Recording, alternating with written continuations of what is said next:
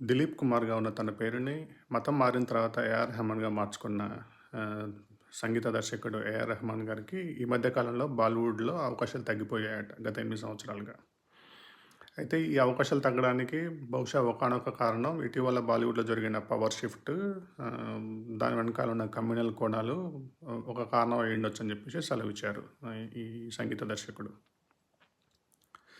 ఇదే నిజమైతే గనక, ఇటీవల కాలంలో వచ్చినటువంటి 'చావా' అనే మూవీ గాని, రేపు రాబోతున్న 'రామాయణం' ఆధారంగా తీస్తున్న 'రామాయణ్' మూవీలో గాని, అసలు ఏఆర్ రెహమాన్ భాగస్వామ్యం అయ్యి ఉండకూడదు.